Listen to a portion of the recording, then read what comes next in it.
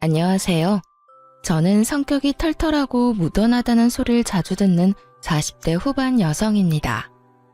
어린 시절에는 다혈질이었던 저도 나이를 먹으니 점점 그 불같은 성미가 사라지더군요. 그렇지만 결혼 후 오랜만에 그 불길이 다시 치솟은 일이 생겼는데요. 오늘은 그 일에 관해 여러분께 알려드릴까 해요. 저는 지방 전문대를 졸업한 간호사예요. 경상도 출신이지만 졸업 후 수도권에 올라와 일을 하고 있었죠. 남편은 친목 동호회를 나갔다가 알게 됐어요. 사람이 차분하고 잔잔한 호수 같은 사람이라 당시만 해도 다혈질이었던 제 성격을 모두 다 받아줄 수 있을 만큼 포용력 있는 사람이었어요. 연애 3년 후 결혼을 했을 때도 저희 부부에게는 아무런 문제가 없었어요. 교양 있는 시어머니, 성격 좋고 사람 좋은 시아버지, 4살 많은 아주버님과 형님, 남편과 1살 차이 나는 서방님과 동서까지. 멀리서 볼 때는 아무 문제 없는 완벽한 가족에 가까웠죠. 하지만 이 시댁에서 구심점이 되어줘야 할 시어머니는 제가 결혼한 지 3년 만에 암 이식 수술 후 요양을 위해 강원도에 전원주택을 지어 그곳에 살게 됐어요. 혼자 가는 건 힘드니 시아버지와 함께 갔죠. 그렇게 시부모가 사라지니 그들의 본성이 드러나더군요. 동서, 친정도 멀고 많이 힘들지?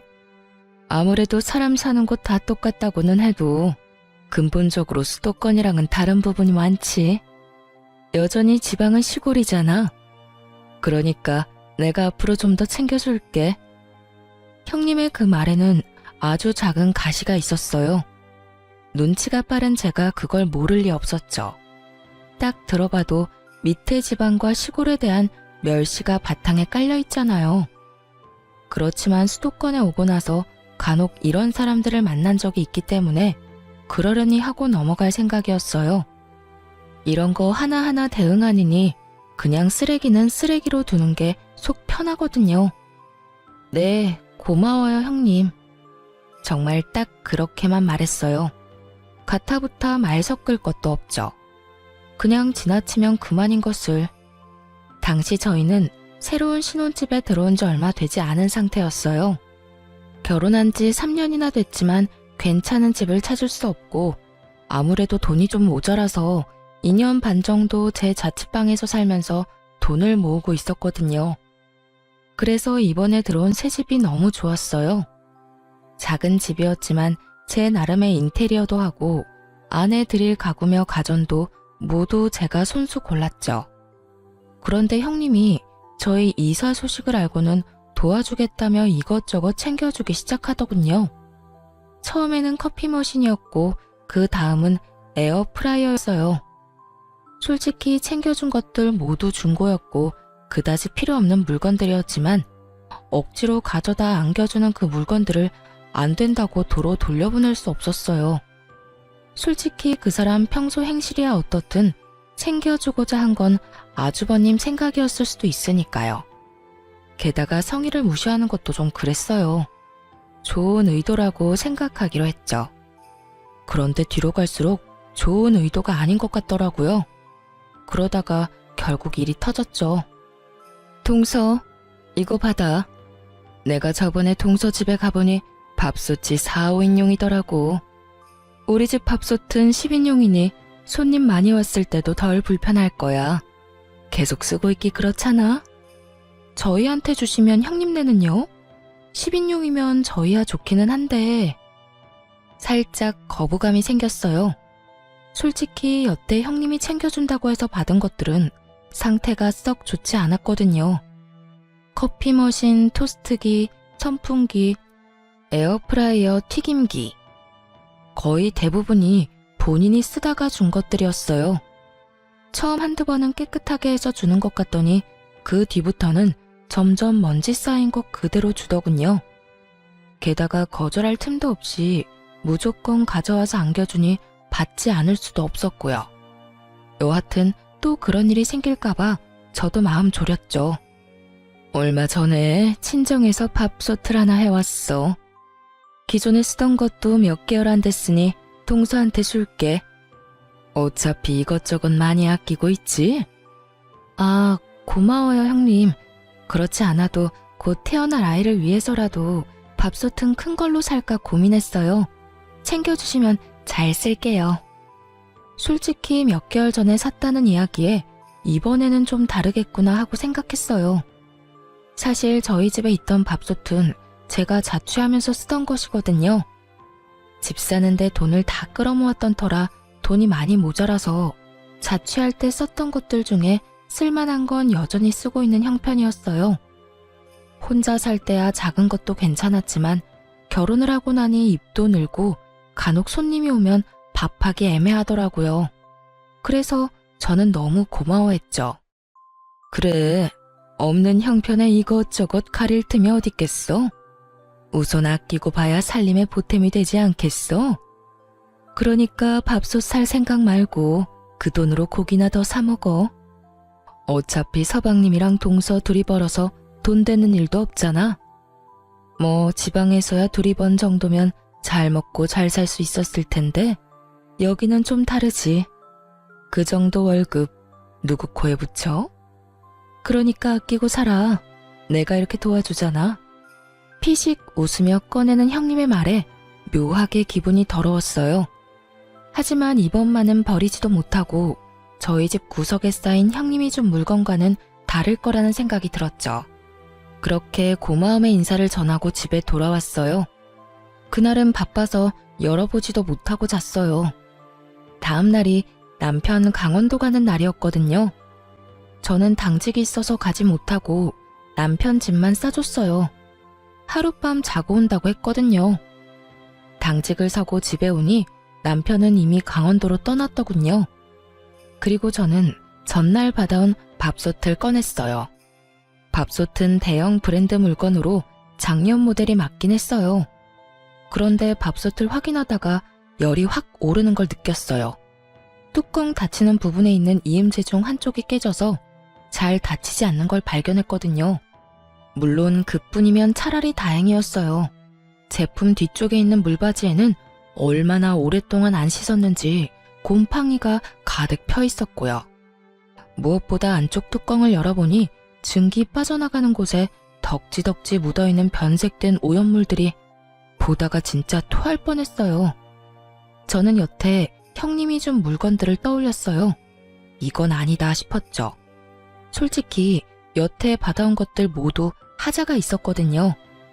결국 안 되겠다 싶어 형님에게 전화를 했어요. 형님, 전화통화 괜찮으세요? 밥솥 써봤어? 잘 되지? 조금 문제가 있는 곳이 있지만 그래도 동서 상황이면 그것도 감지덕지지. 안 그래? 다 알고 보낸 거더라고요. 실수였거나 모른다고 했으면 다음부터는 이런 거 안 줘도 된다고 이야기만 하고 끊을 생각이었거든요. 설마 문제 있는 거 알고 보내신 거예요? 형님, 제가 여태까지 아무 말 안 했는데 정말 너무하시네요. 여태껏 챙겨주신다면서 저한테 말도 없이 가져와서 주신 것들 다 문제 있는 제품들이었어요. 깨끗하지도 않았고요. 제가 달라고 하지도 않았는데 그딴 쓰레기 건네주고 선심 쓰듯 착한 척 하시는 거 솔직히 기분 더럽거든요. 이번에도 마찬가지예요. 동생 내외에게 선심을 쓰고 싶거든 물건 상태가 어떤지 확인은 하고 보내셔야죠. 뭐? 동서, 지금 그게 나한테 할 말이야? 내가 동서 생각해서 준 거잖아. 그리고 막말로 싫다고 했으면 내가 안 줬겠어? 공짜 좋아해서 다 받아간 건 동서지. 제가 공짜를 좋아해서 받아갔다고요? 상대방 성의를 무시할 수 없어서 받아간 거라고요. 지금 그 물건들 한 번도 안 쓰고 구석에 처박혀 있고요. 그리고 다짜고짜 가져와서 안겨주면 거절하지 말란 소리랑 뭐가 달라요? 그것도 어른들 가족들 있는 데서 그러시는데. 아니, 동서는 차례 줘도 난리야? 얻어 쓰는 주제 그럼 새 것처럼 반짝거릴 거라고 생각했어? 웃기네. 동선의 집이 능력 안 돼서 그런 거 해올 형편 못 되는 거면 동서 본인을 탓해야지. 그래서 누가 그렇게 없는 사람처럼 하고 있으래? 없어 보이니까 내가 안 쓰던 거 다 챙겨준 거잖아. 솔직히 말씀하세요. 그거 폐기물 버리는데 돈 아까워서 우리 집에다 버린 거 아니에요? 선심 쓰는 척 할 수도 있고 돈도 아끼고 딱 봐도 폐기물인데. 말 다 했어? 동서 그렇게 안 봤는데 사람 참 아나무인이네. 당돌하게 윗사람한테 전화해서 이러는 것도 웃기고. 내가 동서 친구야? 화났는 일 있으면 막 화내도 되는 그런 친구냐고. 그런 일이 있더라도 좋게 말하면 되지 왜 전화와서 사람 기분 상하게 난리야? 시골에서 올라와서 아무것도 모르는 것 같아 챙겨주려고 했더니 호강에 겨워서는. 필요 없으면 다 버려. 누가 뭐래? 네, 알겠어요. 그럼 제가 알아서 다 버릴게요. 그러고 전화를 탁 끊어버렸어요. 주변을 둘러보니 쌀을 담았던 아대자루가 보이더군요. 시골에 농사 짓는 친척분이 보내주신 쌀 포대였는데 여기까지 오느라 여기저기 찢어지고 더러워졌지만 물건 넣는 데는 별 문제 없어 보였어요. 저는 그 포대자루에 형님이 줬던 물건을 싹 다 넣었어요. 준 성의가 있어서 무시하지는 못했지만 쓰기에는 더러워 한 번도 써본 적은 없던 쓰레기들을요. 그리고 포대자루를 질질 끌고 차에 실었어요. 버려달라니 그 말 그대로 해줄 생각이었어요. 하지만 제 집은 아니었죠. 저는 형님 집으로 차 타고 열심히 달렸어요. 그리고 꽤 오래전에 형님이 알려준 아파트 현관 비번을 눌렀죠. 바뀌지 않았던 건지 열리더군요. 그리고 엘리베이터를 타고 올라가 형님 집 문 앞에 그 포대자루를 놔두고 나왔어요. 제 것도 아니고 사용한 적도 없는데 왜 제가 제 돈 주고 버려야 하나요? 버려달라는 사람이 버려야죠.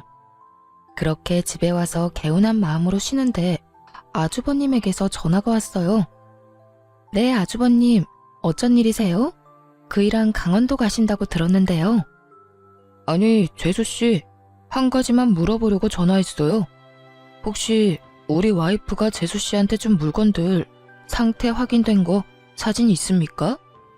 아, 그거요? 그럼요, 있죠. 전부 다 사진은 찍어놨어요. 혹시라도 나중에 버렸을 때 왜 버렸냐고 화내시면 들려드릴 말은 있어야 하잖아요. 그렇게 이야기하는데 아주버님 목소리 뒤로 엄청 시끄러운 소리가 들리더군요. 형님의 목소리였어요. 혹시 형님이랑 같이 계세요? 아니요, 그게 아니라 강원도인데 우리 와이프가 동생한테 전화해서 화내는 바람에. 어떤 상황인지 대충 감이 왔어요.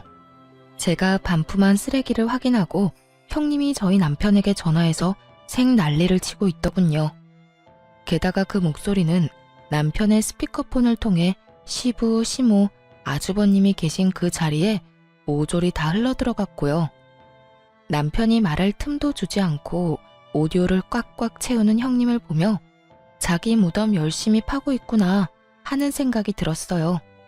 속으로 진짜 고소했거든요. 교양 있는 척, 착한 척, 사람 지방 출신이라고 돌려가는 형님이 곧 망가질 생각을 하니까요. 역시나 그때 제가 보낸 사진을 본 것인지 시모 목소리가 들렸어요. 아니, 밥솥 상태가 이게 뭐냐? 아, 그게 말이에요. 저희가 사용하던 걸 급하게 주느라. 애미야, 너희가 동생 챙겨주는 거 뭐라 하는 거 아니다. 다만 챙겨줄 거면 욕 얻어먹을 짓은 하지 말아야지. 누가 보면 쓰레기를 갖다 준 거라고 생각하지 않겠니? 아무리 선의로 한 일이라도 이런 물건을 가져다 주면 아무도 감사하지 않을 거다. 도대체 첫째는 무슨 생각으로 이걸 둘째한테 갖다 준 거냐? 시모의 말에 아주버님도 당황한 것 같더군요. 시모는 본래 조용하고 차분한 성격인데 첫째 형님의 행동에 경악하신 듯 했어요. 적어도 시모의 상식선에서는 일어날 수 없는 일인 듯 보였죠. 저는 시모의 말 덕분에 마음이 좀 놓였어요. 저와 비슷하게 생각하는 사람이 있었으니까요. 결국 시모의 비난의 말을 견디지 못한 아주버님이 남편의 전화기를 가로채 빽 소리를 질렀어요. 이 옆에 내가 뭘 잘났다고 소리를 질러? 밥솥 상태를 보니 당신이 잘못한 게 확실해 보이는구먼. 도대체 집에서 하는 일이 뭐야? 당신까지 왜 그래요? 없이 사는 둘째 서방님 도와주는 게 뭐가 문제예요? 당신도 쓸데없이 자리만 차지하는 물건 처분할 수 있다고 좋아할 때는 언제고? 내가 언제 그런 말을 했어? 발뺌 할 거예요? 그만! 지금 여기가 어딘 줄 알고 언성을 높여? 지금 어머니 아버지 이전화 다 듣고 계시거든? 말 좀 예쁘게 해. 지금 하고 있는 이야기가 모두 시부모 귀에 들어갔다는 걸 알자마자 형님은 급격하게 아무런 말도 하지 않았어요. 아니, 아예 입을 다물었죠. 정질 좀 죽여. 내가 봐도 밥솥은 너무했어. 다른 것들도 많이 낡았고. 당신이 좋은 일 한다기에 내가 말리지 않았지만 신경 안 썼다고 이런 식으로 하면 안 되지. 앞으로 절대 이런 일 없도록 해. 그러고 남편 전화가 끊긴 모양이었어요. 그리고 아주버님이 저한테 말하더군요. 재수씨, 내가 신경 못 써서 미안해. 우리 와이프도 나쁜 뜻으로 그런 거 아닌 거 알지? 내가 따끔하게 혼내놨으니 다음부터는 안 그럴 거야. 아주버님이 제게 사과하며 전화가 끊어졌어요. 나중에 집에 돌아온 남편에게 물으니 제가 들은 것보다 더 대단했다고 하더군요. 전화하자마자 서방님 어쩌면 이럴 수 있냐? 동서가 해도 너무하지 않냐? 그렇다고 쓰레기를 우리 집 앞에 버리면 어쩌냐 해서 스피커폰으로 돌린 거래요. 쓰레기를 우리한테 버린 건 생각도 안 하고 지금 당신한테 화낸 거야? 형님도 진짜 너무하시네. 나랑 싸웠으면 나랑 끝을 내야지. 왜 당신한테 전화를 해? 내가 쉬워 보였겠지. 형님이랑 같이 강원도 가는 거 깜빡하신 모양이더라.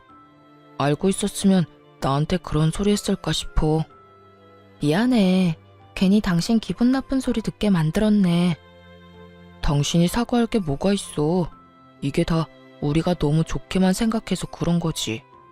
앞으로는 그런 거 준다고 해도 받지 말자. 우리가 달라고 한 것도 아니고.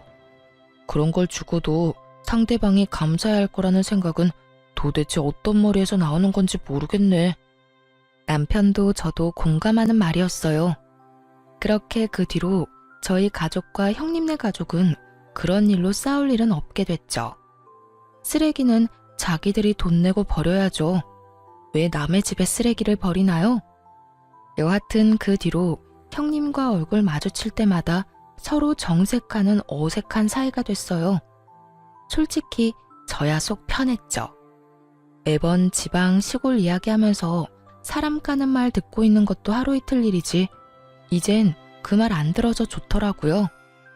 그렇게 형님과는 서로 간섭하지 않기로 은연중에 정리가 됐는데 동서는 또 다르더군요. 동서는 수도권에 있는 좋은 대학을 나와서 대기업에 취직한 재원이었어요. 본인의 학교나 직업에 대한 자부심도 대단했고 무엇보다 저와 동갑이라서 결혼 직후에는 저의 그런 정보를 얻으려고 엄청 애썼어요. 둘째 형님은 대학교 어디 나오셨어요? 저희 친정에서 학교 다녔어요. 어차피 전문직이라 기본만 배우고 실습이나 경력을 어디서 쌓느냐에 따라 또 다르거든요. 병원도 요새는 세분화돼서 잘 나뉘어져 있어서. 그렇게 생각하시면 안 되죠. 그래도 학벌과 지연이 얼마나 중요하고 많은 부분을 차지하는데.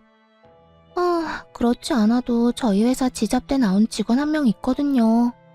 우리가 하는 대화에 끼지도 못하고 무슨 말인지 알아듣지도 못해요. 게다가 묘하게 눈치도 없어서 상황 파악도 못하거든요. 뭐 지잡대 나왔다고 다 그런 건 아니겠지만 대부분은 그런 사람들이니까요. 동서의 말을 듣는 내내 표정 관리하기 어려웠어요. 솔직히 지방에서 대학 나온들 뭐 그런 사람들은 외계에서 왔나요? 지금 당장 지나다니는 사람 중에 지방대 출신인 사람 골라보라고 해도 못 고를 게 분명해 보이는 동서의 쓸데없는 아는 척에 저는 동조해주기도 싫어서 대답도 안 했죠. 그런데 갑자기 그러더라고요. 그러고 보니 형님도 경상도 출신이었죠. 그 사람도 그렇던데. 혹시라도 같은 동네 주민이었으면 죄송해요. 제가 요즘 그 사람 때문에 너무 힘들어서 말이 그냥 막 나와버렸네요. 정말로 신경을 살살 긁는 재주가 있더라고요. 그래서 저도 말해줬죠. 경상도가 워낙 커서 아마 제 지인은 아닐 거예요. 그리고 그런 부분에서는 걱정하지 말아요. 지방 사는 사람들도 그런 말들 하거든요. 무슨 말을 해요? 그 수도권 사는 사람들요. 눈 뜨고 있어도 코 베어가는 사람 수두룩하니 믿지 말라고요. 그리고 서울 깍쟁이라는 말이 왜 있겠어요? 여기 사람들 그만큼 까다롭고 인색하다고 생각하고 있거든요. 솔직히 별것도 아닌 걸로 등급 나눠서 사람 차별하는 것도 어떤 한 사람 때문에 잘 알고 있기도 하고 틀린 말도 아닌 것 같고요. 미안해요. 서로 까는 거 피차 일반이니까 깔끔하게 동서도 저도 서로 미안해하지 않기로 해요. 그럼 됐죠? 제 말에 동서가 똥 씹은 표정으로 저를 보더군요. 제가 말한 그런 사람이 본인을 지칭하는 거라는 걸 알았나 봐요. 말로 하지는 않았는데 그렇게 눌러줬으면 더 이상 그런 주제로 이야기 안 할 법도 한데 동서는 끊임없이 저를 그런 대화에 끌어들이려고 하더라고요. 같은 나이라는 게 믿기지 않을 만큼 유치해서 결국 그 뒤로는 아예 상대를 안 했어요. 같은 인간 취급받기 정말 죽기보다 싫었거든요. 그런데 이게 끝이 아니었어요. 동서는 이를 갈고 있더라고요. 하루는 명절에 가족들이 다 모인 자리가 있었어요. 저와 동서는 같은 나이인데다가 아들 나이도 똑같거든요. 둘 다 당시에는 고등학교 1학년이었죠. 동서가 슬슬 시동을 걸더군요. 어머님, 우리 첫째 요즘에 칭찬 좀 해주세요. 세상에, 이번에 전국 학력평가라는 시험을 쳤는데 우리 아들이 세상에 거의 대다수 과목이 2등급이더라고요. 1등급이 제일 좋은 거고 아래로 8등급까지 있는데 거기서 2등급이면 진짜 잘한 거거든요. 누굴 닮아서 그런지 머리 하나는 똑똑해요. 대놓고 자식 학력 자랑하는 걸 보니 또 시작이다 싶었어요. 그런 동서 옆에서 저는 절대로 자식 성적 자랑은 안 했어요. 우리 아들이 모자라서가 아니라 세상에 공부 잘하는 사람도 많고 그게 아이의 자만심이나 절망으로 이어질까봐 솔직히 불안한 면이 있었거든요. 그래서 어딜 가든 저는 저희 아이들의 인성을 칭찬하면 칭찬했지 학업 성취로 칭찬한 적은 없었어요. 사람들이 없을 때 잘했다고 과하게 칭찬해주는 건 있었지만요. 형님이 듣고 있다가 부러워하면서 대답하더라고요. 어머, 막내 동서 진짜 좋겠다. 우리 아들은 공부를 영 안 해서 망쳤잖아. 좋은 대학 졸업 못할 것 뻔하니까 그냥 대충 구색 맞추기로 대학 갔다가 졸업과 동시에 사업하는 제 아버지 밑에서 일 배우라고 하려고. 근데 걔는 어느 대학 가고 싶어서 그래? 아직 진로는 이르죠. 3년 남았고 이 정도 성적이면 어딜 가도 갈 수 있을 테니까. 어떤 곳이든 제가 밀어줄 생각이에요. 될성부른 떡잎은 알아본다니까요. 참 김칫국도 시원하게 들이키고 있더군요. 물론 잘하는 아이가 계속 잘할 수도 있지만 굳이 그걸 입 밖으로 내지 않는 게 더 좋을 텐데 왜 저러나 싶었어요. 그런데 동서가 제 눈치를 살살 보더니 결국은 제 아들 이야기를 꺼냈어요. 그러고 보니 둘째 형님네 아들은 어때요? 전국 평가라서 둘째 형님네 아들도 시험 쳤잖아요. 시험 점수는 잘 나왔어요? 내가 듣기로는 사교육도 안 시킨다는데 그래가지고 되겠어요? 모름지기 교육은 선행이 필요해요, 선행이.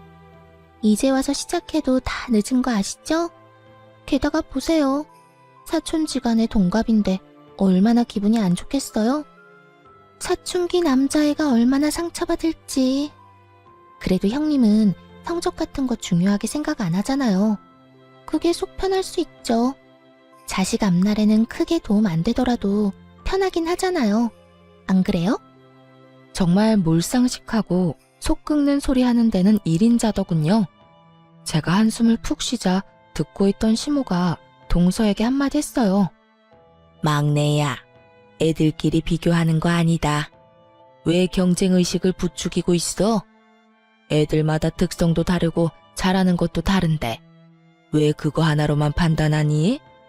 너한테 그게 중요하다고 해서 다른 사람에게도 중요할 거라고 생각하는 건 착각이고 오만이지. 애들이 듣기라도 했으면 어쩔 뻔했니? 어머, 죄송해요. 전 그런 생각은 못했네요. 그냥 학업 신경 안 쓰는 형님네가 너무 불안해서 저도 모르게 한 소리 해버렸네요. 죄송해요, 형님. 죄송하다고는 말하지만 눈빛에는 자기가 이겼다는 우월감으로 가득 차 보이더군요.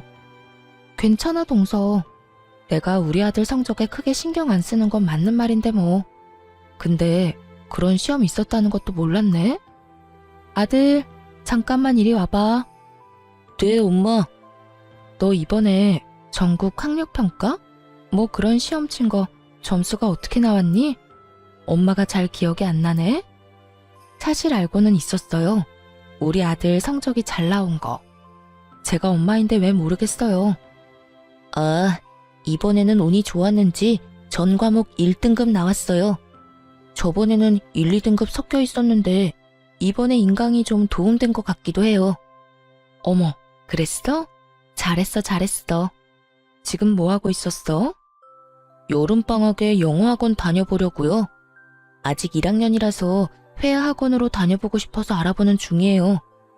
입시나 시험 대비 영어는 2학년이나 3학년 방학에 들으면 될 것 같고 일단 좀 더 자연스러운 영어를 접해볼 생각이에요.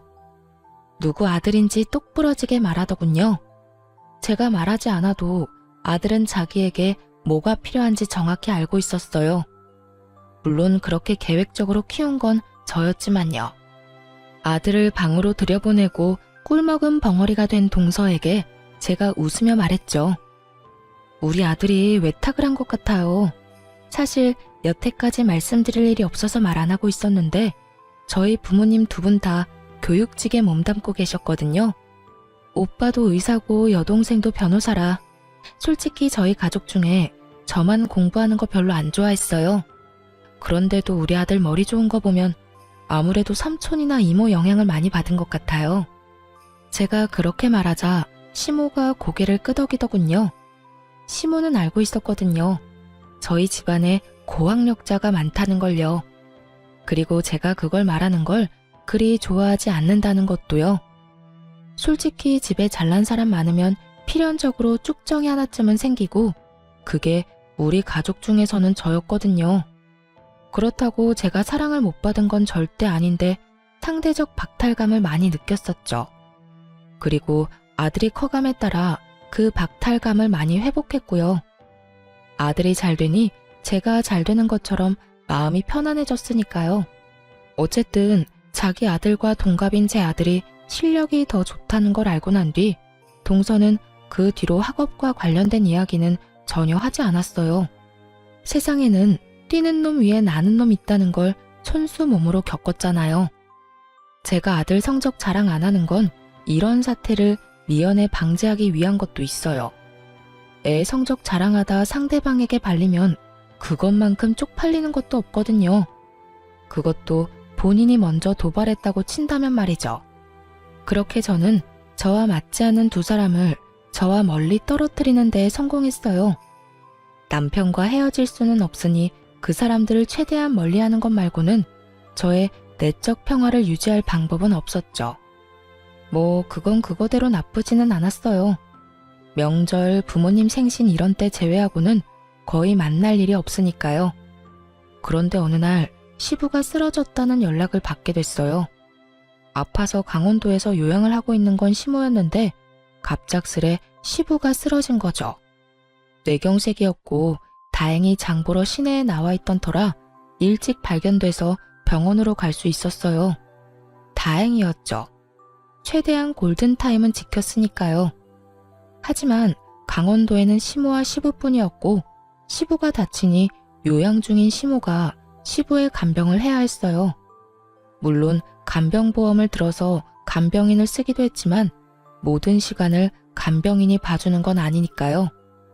게다가 좀 더 전문적인 치료를 위해서 시모는 서울로 시부를 옮기고 싶어 했어요. 결국 두 분 모두 강원도 생활을 간단히 정리해두고 서울로 올라오셨어요. 애초에 처음 강원도에 가실 때 서울에 가지고 있던 집을 팔고 갔던 건 아니었어요. 시부가 모아놓은 돈으로 강원도에 전원주택을 지었고 살고 있던 집은 당시 막내 도련님 결혼과 동시에 전세를 싸게 내줬거든요. 그래서 시부를 병원에 입원시키고 나면 시모가 거주할 만한 곳이 딱히 마땅찮았어요. 그날은 시모가 저희 삼형제 내외를 모두 부른 날이었어요. 너희 아버지 입원하고 나면 병수발은 나와 간병사가 될 거다. 간병인은 간병보험 등거에서 나오지만 24시간 붙어 있는 게 아니니 당연히 나도 너희 아버지 수발 들어야 해. 그러려면 내가 여기에 머물 곳이 필요한데 너희 세 형제들 집 중에 한 곳에서 머물렀으면 하는구나. 자식이 셋이나 되는데 누구 하나는 같이 살 사람 있지 않겠니? 시모 말에 일순 그 공간이 조용해졌어요. 그러더니 형님이 갑자기 막내 동서를 바라보며 말하더군요. 어머님, 제 생각에는 막내 동선에서 지내시면 될 것 같아요. 동서 살고 있는 집도 어차피 어머님 댁이었고 거기 전세 싸게 주고 들어갔잖아요. 제가 알기로는 정말 얼마 안 되는 금액이었다는데 그런 상황이면 미안해서라도 당연히 동서가 모시는 게 맞는 것 같아요. 마치 결정했다는 듯 통보하는 형님에게 동서가 눈을 부라리며 답했죠. 큰형님, 말씀 참 이상하게 하시네요. 이런 일에 당연이라는 말이 어디 있어요? 솔직히 당연한 걸로 치자면 큰형님이 모시는 게 맞는 거죠. 전업주부에 할 일도 없는 데다가 무엇보다 맏며느리잖아요. 그리고 형님네는 아주버님 혼자 벌어도 먹고 사는데 지장 없지만 우리는 전혀 달라요. 맞벌이를 해야 지금 애들 교육비라도 건져요. 하긴 교육에 신경 안 쓴 형님네야 그런 거 전혀 모르겠지만요. 그리고 고3 애들 있는 집이잖아요. 우리의 수업 망치면 책임지실 거예요? 동서 말하는 것 좀 봐. 어떻게 그런 식으로 말해? 시부모님 일이야. 그리고 확실하게 두 분 혜택 받고 있는 건 동서고. 내가 전업주부라고 할 일 없는 것처럼 말하는데 그거 다 편견이야. 내가 남편 사업 때문에 얼마나 바쁜지 모르지? 나도 왔다 갔다 힘들어. 그런 사람한테 꼭 일을 더 시켜야겠어? 아니 형수님, 말씀 좀 너무하시네요. 우리가 무슨 혜택을 받아요? 우리도 돈 내고 그 집에서 사는 건데. 생각을 좀 하시고 말씀하세요. 야, 너 네 형수한테 그게 무슨 말버릇이야? 그리고 너희 전세 가격이 근방에서 제일 싼 건 알아? 네가 부모님 아니었으면 그런 집에서 살 수 있었겠어? 나 같으면 부끄러워서라도 내가 모시겠다고 하겠다. 결혼하면서 돈 한 푼 없어서 부모님 손 벌린 주제에. 형님, 말 다 했어요?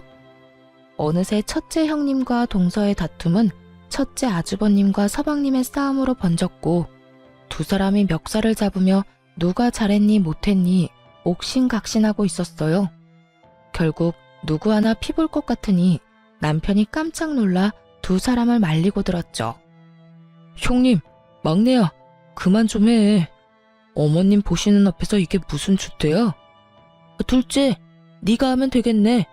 재수씨 간호사라 수발도 잘 될 거고 집에 무슨 일 생기면 처치도 빨리 할 수 있을 거 아니야. 그냥 너희 집에서 모시면 되겠네. 맞아. 형네가 모시는 게 맞는 거네. 간호사 며느리도 따 어딨어.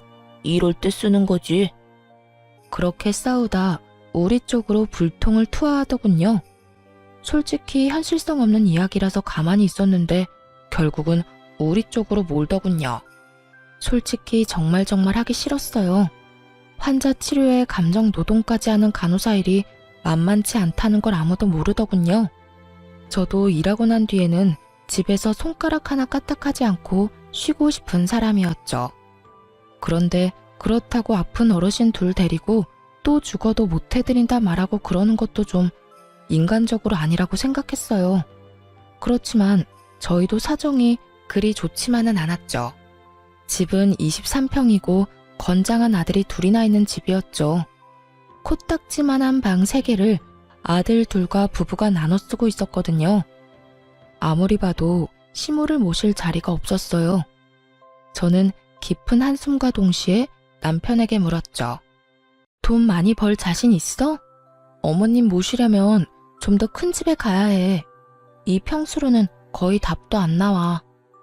저는 시모를 모시지 않겠다고 말하진 않았어요. 다만 현실적인 문제를 말했죠.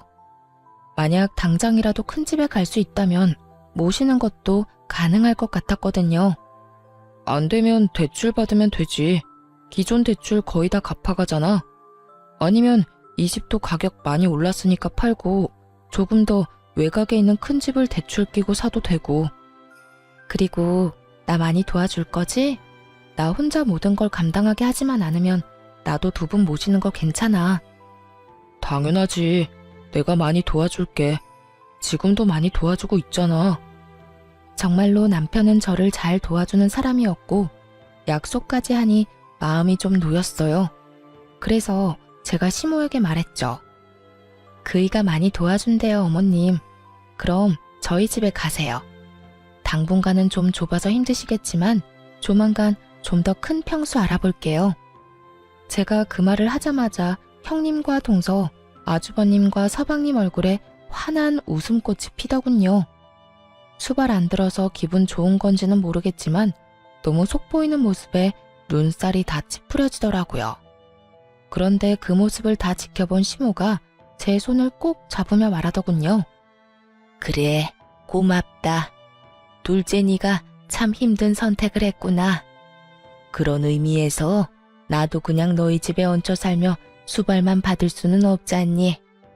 그러니 내 강원도에 있는 전원주택 바로 정리하마. 그거 판 돈 둘째 너한테 줄 테니 지금보다 더 크고 교통도 편리한 집으로 이사 가자. 그 이야기에 저도 눈이 동그래지고 다른 사람들은 완전 사색이 됐어요. 시모가 살고 있던 전원주택 가격이 거의 10억이 넘어갔거든요. 고급 전원주택의 2층 집, 대지도 넓어서 가격이 못해도 10억쯤 나온다고 했거든요. 저는 슬쩍 형님과 동서의 얼굴을 살폈는데 순간 웃겨서 뿜을 뻔했어요. 2사람 얼굴이 완전 똥 씹은 얼굴이 됐더라고요. 10억이나 되는 돈을 빌려주는 것도 아니고 준다고 하니 배가 아플 만도 하죠. 그러고는 갑자기 형님과 동서가 태클을 걸더군요. 어머님, 그런 게 어딨어요? 처음부터 그런 말씀하셨으면 저희가 모셨죠. 맞아요. 이건 불공평해요. 제가 맏며느리니까 제가 모실게요.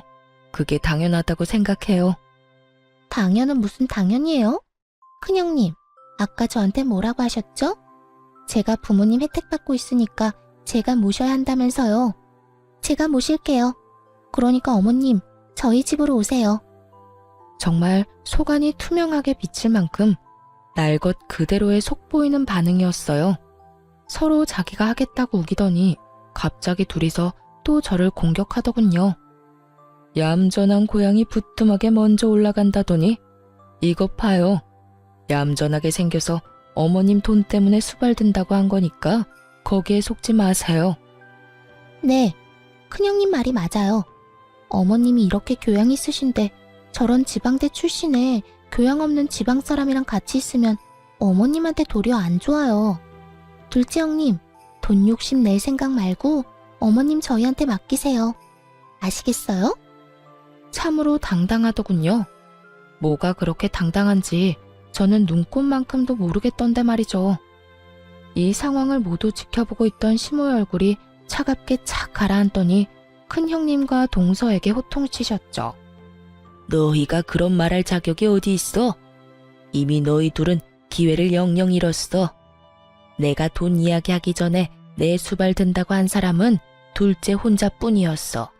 서로에게 미루기만 한 너희 둘이 무슨 자격으로 내 수발을 들겠다 말아야? 이미 내가 둘째를 골랐다고 하지 않았어?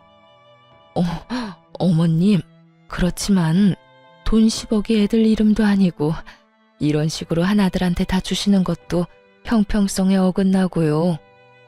형평성? 100세 시대에 병들고 늙은 시부모 언제 죽을지도 모르는데 같이 모시고 살겠다고 한 사람한테 돈 10억 주는 게 뭐가 그렇게 형평성에 어긋나? 그리고 두 사람이 원하지 않았잖아. 싫다며 서로에게 떠넘긴 주제에 돈 10억이 그렇게 아쉬워? 그 돈 노동비야. 내가 주는 월세이기도 하고 일찍 죽으면 또 모를까 오래 산다면 짐밖에 안 되는 늙은이 잘 봐달라는 뇌물이기도 하고 그런 돈을 왜 날 돌보지도 않은 너희들한테 나눠야 해? 미리 경고하는데 이번 일 그냥 지나가지는 않는다. 앞으로 있을 유산 상속, 증여, 유언장 작성에 큰 영향을 줄 거니까 알고나 있어. 유산과 증여라는 말이 나오자 이번에는 아주버님과 서방님 얼굴이 사색이 됐어요. 여보, 그만해. 어머님 앞에서 이게 무슨 짓이야? 제발 처신 좀 똑바로 하라고. 당신도 제발 나대지 좀 마. 어머니가 어련히 알아서 잘하시려고 어서 둘째 형수님한테 사과해. 당신도 어서 사과해. 둘째 재수씨가 어머님 모신다잖아. 고맙다고 인사하고. 두 남편이 다그치자 결국 형님과 동서는 하기 싫은 표정이 역력한 채로 제게 사과의 말을 꺼냈어요. 강요로 점철된 들으나 마나한 사과를 듣고 저도 괜찮다고 말해줬어요. 이날 이후로 저는 시모가 전원주택 팔아서 마련한 돈과 대출을 좀 껴서 더 큰 집으로 이사가게 됐어요. 큰 집은 방도 4개고 병원도 가까워서 시부모님 모시기에도 괜찮았죠. 집 이사를 한 지 반년 만에 시부가 저희 집으로 왔어요. 처음에는 어른 두 분을 모시게 돼서 집이 좀 예민해지지 않을까 생각했는데 생각보다 분위기가 좋더라고요. 서로의 영역도 터치를 안 하니 그것도 좋았고요. 제가 바빠서 못하는 부분을 어머님은 잔소리 없이 해주셨어요. 원래 그런 분이시거든요. 차분하고 이해심 넓은 진짜 어른 같은 어른이요. 저도 항상 죄송해서 말씀드리면 돈 벌면서 육아도 잘하고 집안일까지 잘하는 완벽한 사람은 없다고 말해주셨어요. 어찌나 고마운 말씀인지. 보통 시모들은 무조건 완벽을 원하잖아요. 하지만 우리 시어머니는 그런 완벽보다는 노력을 더 좋아하셨어요. 그래서 분위기가 더 좋았던 건지도 모르죠. 퇴원한 시부는 병으로 좀 어눌해지고 몸 상태가 좀 나빠지기는 하셨지만 특유의 쾌활한 성격은 여전하시더군요. 저랑 개그 코드나 식성이 잘 맞는 것도 좋지만 둘째와 죽이 잘 맞으시더라고요. 같이 게임 같은 것도 하고 산책도 같이 나가는 거 보니 너무 좋았어요. 애들이 남들과 함께 살아가는 법을 배우고 있는 것 같아 조금 뿌듯하게 느끼기도 했고요. 그런데 그렇게 화목한 저희 집도 찬 기운이 풀풀 날릴 때가 있긴 했어요. 바로 아주버님과 서방님 부부가 방문하는 날이요. 항상 올 때마다 시부모님에게 그 말을 꺼내거든요. 어머니, 언제까지 둘째 집에 있을 겁니까? 이제 저희 집도 준비가 됐어요. 와이프한테 사업 맡길 일도 없고 이미 자식들도 모두 독립해서 집도 널널하고 좋습니다. 그러니 이제 그만 저희 집으로 오세요. 그러지 말고 저희 집은 어떠세요? 구관이 명관이라고 옛날 살던 집이 좋고 근처에 어머니 아는 분들도 많잖아요. 저희도 첫째 대학 들어가서 둘째만 남았거든요. 걔는 공부 못해서 신경 안 써도 되니 두 분한테 모든 신경 쏟을 수 있어요. 그러니 저희 집으로 오시면 돼요. 일 없다. 내가 너희들 집에 왜 가? 여기가 이렇게 내 집 같고 좋은데 늙은이한테 또 새로운 환경에 맞춰 살라는 말이냐? 노인 공경도 몰라? 어머님, 그렇지만 이러면 안 되죠. 이런 식이면 대놓고 차별하시는 거랑 뭐가 달라요? 그 말이 맞아요, 어머님. 저희들한테도 기회는 한번 주셔야죠. 그래야 잘 모실 수 있는지 없는지를 알 수 있잖아요.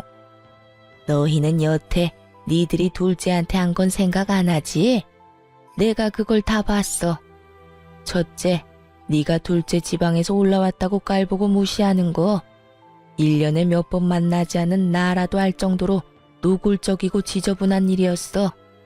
그리고 막내, 네가 둘째 출신 때문에 한 소리 하는 거 그것도 얼마나 꼴불견인지 아니? 둘 다 어쩜 이렇게 괘씸한 짓만 골라서 하는지. 결국 그렇게 화를 내신 시모가 아주버님을 쳐다보며 한마디 툭 던지셨어요. 너는 아버지한테서 빌려간 사업자금 언제 갚을 거니? 너희 집에 오라고 설득하기 전에 빌려간 돈부터 갚을 생각을 해야지. 그러자 아주버님과 큰형님이 합주기가 됐어요. 입이 있는들 무슨 말을 하겠어요? 아주버님이 시부에게 빌려간 돈이 1억을 넘었으니까요. 아주버님을 쫓아낸 시모가 이번에는 서방님을 보며 말했어요. 너는 집 빌려준 지가 벌써 몇 년째인데 거기서 나올 생각을 안 해? 그 집, 내가 그 전세 받고 빌려준 건 너희가 미래에 더 좋은 집을 갈 거라고 생각했기 때문이야. 그런데 여태껏 느릿느릿 이제 더는 못 참겠으니까 너희도 이제 내 집에서 나가서 새로운 집 찾아보거라. 곧 내놓을 테니까. 어머니. 어머니. 4명이 이구동성으로 외치더군요. 하긴 그럴 수밖에 없죠. 지금 시부모에게 지원받은 모든 걸 뺏기게 생겼는데 그 상황에서 예, 그러겠습니다 하는 쪽이 더 이상한 거죠. 왜? 뭐가 억울해? 둘째네는 나한테 받아간 것도 없고 다 본인들 알아서 했어. 그런 와중에도 나랑 너희 아버지 함께 모시겠다고 해준 사람이야.